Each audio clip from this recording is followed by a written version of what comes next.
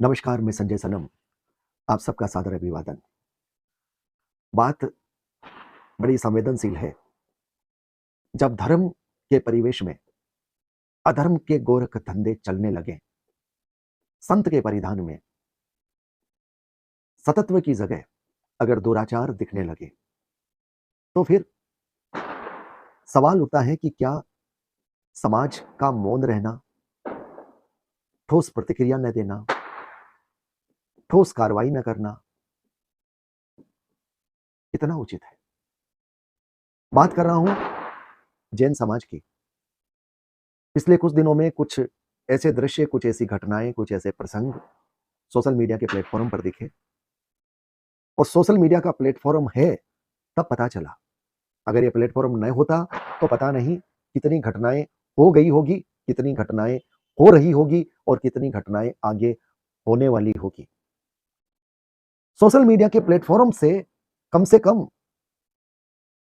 ये जागृति तो आई, ये पता तो चला कि हम जिस समाज में, जिस परिवेश में रह रहे हैं और हम जिनको चरण वंदना कर रहे हैं, उनमें से कुछ लोग क्या हमारी उस वंदना के काबिल भी हैं या नहीं। एक सवाल बनता है कि आपके परिवेश में अगर गंदगी है, क्या आप उस गंदगी में रहना पसंद करेंगे या उस गंदगी को साफ करना पसंद करेंगे? मुझे यकीन है आप सबका जवाब होगा गंदगी को साफ करना। और गंदगी को साफ करने के लिए आप उस विभाग से शिकायत करेंगे। अगर उस शिकायत में आपकी बात न सुनी जाए, तब आप क्या करेंगे? तब आप इस बात को और प्रखरता से उठाएंगे, उच्च अधिकारियों तक पहुंचाएंगे। अगर वहां पर भी आपकी बात न सुनी जाए, तो कहीं ना कहीं आजकल सोशल मीडिया का प्लेटफॉर्म है, आप इसका प्रयोग करेंगे। तो समाज में अगर कहीं कोई गंदगी है, कहीं कोई विकृति है, और सोशल मीडिया के प्लेटफॉर्म का उपयोग समाज के कुछ जागरूक लोग समाज के प्रति अपनी जिम्मेदारी का निर्वाह करते हुए, समाज के आम आदमी को जागृत करते हुए, ये बताते हुए कि आपके घर परिवार समाज में क्या हो रहा है, अगर वो ये कर रहे हैं तो इसमें उनका गुनाह क्या है? हमारे कुछ प्रबुद्ध लोगों का सवाल है कि इस तरह की बातें सोशल मीडिया के प्लेटफॉर्म पर नहीं आनी चाहिए। चलिए, मैं मान लेता हूं कि जब अच्छी बातें आती है तो समाज की छवि अच्छी होती है। जब गंदगी और बुराई की बात, दुराचार, व्यभिचार की बात, और वो भी आध्यात्मिक परिवेश के वहां से आती है, तो निश्चित रूप से समाज की छवि पर खराब प्रभाव पड़ता है। बात तो उनकी सही है, लेकिन मेरा सवाल यह है कि उनके पास क्या विकल्प है, उनके पास क्या ठोस समाधान है कि इस तरह की घटनाएं और नहीं होगी, और जिन लोगों ने इस तरह की घटनाएं की है उन पर वो क्या कार्रवाई करेंगे? क्या उनके संत के परिधान उतार दिए जाएंगे? क्या उनको बैक टू पेविलियन ग्रस्त में भेज दिया जाएगा? लेकिन विकल्प किसी के पास नहीं है, समाधान किसी के पास नहीं है, जवाब किसी के पास नहीं है। लेकिन सवाल है कि सोशल मीडिया पर आप समाज की बुराइयों को प्रचारित क्यों करते हैं? क्यों करते हैं? दोस्तों, सियासत में गठबंधन आपने देखे हैं, सुने हैं। ये गठबंधन सिर्फ सियासत में नहीं होते, समाज में भी होते हैं। अच्छे भी होते हैं और बुरे भी होते हैं। गठबंधन जब समाज को पोषित करने का होता है, समाज को विकसित करने का होता है, समाज की आध्यात्मिक परंपरा को फहराने का होता है, तो वो गठबंधन अभिनंदनीय होता है, वंदनीय होता है। वो गठबंधन समाज के लिए वरदान होता है। लेकिन इसके ठीक विपरीत, ठीक उलट, जब गठबंधन बुराई को बचाने का होता है, बुराई को पोषित करने का होता है, और बुराई के विरोध में अगर कोई बात करे, उसके मार्ग में अवरोध खड़े करने का होता है, सवाल खड़े करने का होता है, तब वो गठबंधन समाज के लिए अभिशाप होता है। मैं मानता हूं हमारे समाज में जो नेतृत्व करने वाली समाज संस्थाओं के जो लोग हैं, उनमें बहुत अच्छे भी हैं, बहुत सच्चे भी हैं, बहुत पक्के भी हैं, अपने कर्तव्य के प्रति जागरूक भी हैं, और निस्वार्थ भाव से सेवा करने वाले भी हैं। लेकिन अगर सिर्फ ये ही होते, तो फिर सवाल उठता है कि क्या फिर बुराइयां होती? या फिर अगर कहीं बुराई दिख गई, तो क्या वो बुराई टिकती? क्या उस बुराई का इलाज नहीं होता? इसका मतलब क्या है? इसका मतलब है कि फिर समाज में एक तबका ऐसा भी है जिसके अपने कहीं निहित स्वार्थ हैं। चाहे पद की लिप्सा हो, चाहे धन की अभिष्ट इच्छा हो, चाहे रुतबे की इच्छा हो, क्योंकि आध्यात्मिक पथिकों के परिधान में एक ऐसा जादू है कि उसको देखकर ही उनको मान मिल जाता है, सम्मान मिल जाता है। उनके आचरण तक तो बात, बहुत बात तक जाती है, दूर तक। जब आप साथ चलते हैं, पता चलता है, तब कहीं बात आती है। आध्यात्मिक परिधान में बड़े लोग झुक जाते हैं, बड़े लोग मिल जाते हैं, रुतबे वाले लोग मिल जाते हैं और उनकी अगर कहीं थोड़ी-सी सिफारिश हो जाए, तो आपके बड़े काम भी हो जाते हैं। तो स्वार्थ तो कई प्रकार के हो सकते हैं। पर मोटी बात यह है, एक तरफ आपका संघ है, आपके समाज की अस्मिता का सवाल है, आपके आध्यात्मिक परिवेश की मर्यादा, गरिमा और परंपराओं और संस्कृति का सवाल है, दूसरी तरफ आपके तुच्छ स्वार्थों का सवाल है। इनमें से कौन-सा रास्ता आप चुनते हैं, ये आपकी अपनी इच्छा है। पर मोटी बात है कि आध्यात्मिक पथिक अगर कुछ गलत कर रहे हैं, तो वो सिर्फ गलत नहीं कर रहे, हम भी उतने ही ज़िम्मेदार हैं, हम गलत होने दे रहे हैं।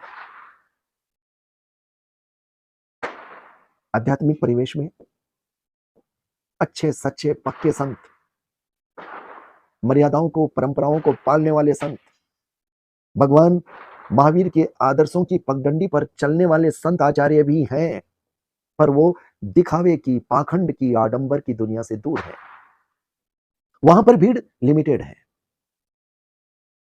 भीड़ दिखावे की तरफ जाती है, चमक की तरफ जाती है, आडंबर की तरफ जाती है। जहां पर स्वादिष्ट व्यंजन भी बन रहे हो, वहां जाती है। जहां पर आपके जाने से आपको गिफ्ट उपहार भी मिल रहा है, वहां पर जाती है। हम लोगों की कमजोरी है कि हम वहां पर भीड़ का हिस्सा बनते हैं, हम उनके कार्यक्रम की रौनक बनते हैं। समाज के आम वर्ग को, हम सबको भी सोचना होगा। समाज के खास वर्ग की जिम्मेदारी तो बड़ी है। अगर वो चाहें कि गलतियां न हो, वो चाहें विसंगतियां न हो, विकृतियां न हो, तो बिल्कुल वो कर सकते हैं, क्योंकि उनके हाथ में कमान है, उनके हाथ में समाज की दी हुई पावर है, शक्ति है। पर अगर वो सही रूप से नहीं करें, तो फिर क्या समाज को चुप रहना चाहिए? क्या समाज के आम आदमी को चुप रहना चाहिए? जिस तरह के दृश्य दोस्तों सोशल मीडिया के प्लेटफॉर्म पर दिखे हैं, वो आपके मोबाइल के फोन की गैलरी में रखने वाले नहीं है, आंखों को शर्मसार करने वाले हैं। अगर आध्यात्मिक परिवेश में जाने वाली हमारी बहनें जो साध्वी के रूप में आगे बढ़ती है, उनके साथ वहां ये हो रहा है, तो कल्पना कीजिए आपके परिवार की, हमारे परिवार की जो बहू बेटियां वहां जाती है, तो फिर उनकी मान मर्यादा कितनी रह सकती है, बस इसकी कल्पना कीजिए। और वहां पर अगर उनके साथ कोई अशिष्टता, असभ्यता हो जाती है और वो घर आकर के हमसे शिकायत करती है, तो हम फिर कितनी कार्रवाई कर सकते हैं, ये सवाल भी अपने आप से पूछिएगा। ये जो लोग, कल्पेश सिंघवी साहब और उनके साथी, चाहे बेंगलोर से हो, चाहे अहमदाबाद, सूरत से हो, चाहे जोधपुर से हो, समाज के अलग अलग शहरों से हो, ये लोग जो विरोध कर रहे हैं, इनकी व्यक्तिगत किसी से दुश्मनी नहीं है। ये समाज के हित में अपनी जिम्मेदारी का निर्वाह कर रहे हैं। ये इसलिए कर रहे हैं कि समाज की बहू बेटी की मान मर्यादा कहीं खतरे में न पड़े। हमारे समाज की बहू बेटी के साथ कभी कोई अशिष्टता न हो, कभी कोई असभ्यता न हो, कहीं कोई अश्लील हरकत न हो। समाज को जागृत करना, समाज को जगाना, अपने समाज की बहू बेटियों को यह कहना कि आप जहां भी जाएं, आस्था की अंधी पट्टी बांधकर कृपया न जाएं।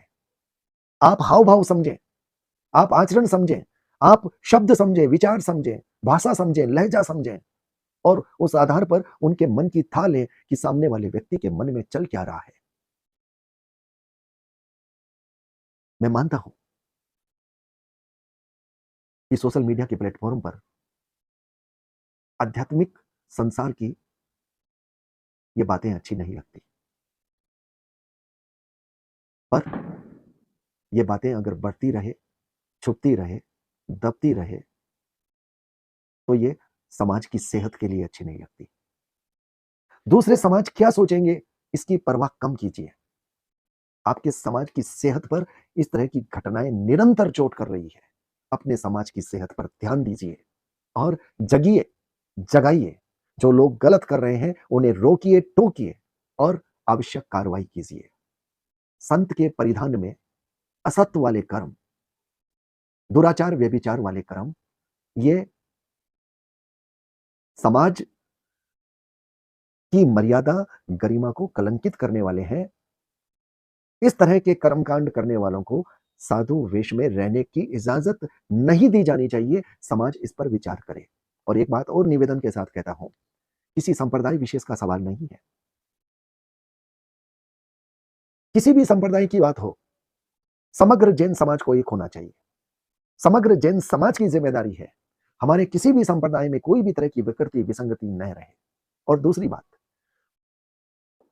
हमारे आध्यात्मिक पथिक की जिम्मेदारी परंपराओं को बताने की है। मंदिर में पूजा परंपरा कैसी हो, हमारी आध्यात्मिक संस्कृति की परंपरा के तहत पूजा कैसी होनी चाहिए, विधान क्या होना चाहिए, कैसे किया जाना चाहिए, यह हमारे आध्यात्मिक पथिकों की जिम्मेदारी है। लेकिन मंदिर निर्माण के लिए या किसी भी प्रसंग के लिए बोली लगाने की, रुपयों के प्रसंग में बीच में आने की जिम्मेदारी उनकी नहीं है, क्योंकि वो संसार छोड़ चुके हैं। और उनके पंच महाव्रत में अपरिग्रह ये भी एक महाव्रत है। अब आप ये मत कहिएगा कि वो रुपए रखते नहीं। रुपए रखने की बात दूर, रुपए में बोली की बात भी उनके मन में, उनके भाव में, उनके विचार में, उनकी जुबान में, उनके शब्द में नहीं आनी चाहिए। ये व्यवहारिक पक्ष कहता है। जहां पर जिसकी जिम्मेदारी है वो अपनी जिम्मेदारी को निभाए, अपनी सीमा रेखा का अतिक्रमण न करे। जहां साधु संत आचार्य की सीमाएं हैं वो अपनी सीमाओं में रहे। जहां समाज की सीमा रेखा है समाज अपनी जिम्मेदारी को निभाए। पर दुखद पक्ष यह है कि समाज चुप रहता है। जब आध्यात्मिक पथिक अपनी सीमाओं का अतिक्रमण करते दिखते हैं, उसके बाद भी समाज के गणमान्य लोग जिनके पास समाज के संचालन की जिम्मेदारी है, पता नहीं किन स्वार्थों की वजह से या किस राज की वजह से वो चुप रहते हैं। वो बोलते नहीं कि आचार्य जी, संत जी, ये समाज का काम है, ये हमारा काम है, हम विचार करेंगे। जहां रुपए की बात आ गई और बात आ गई, वो हमारी बात है।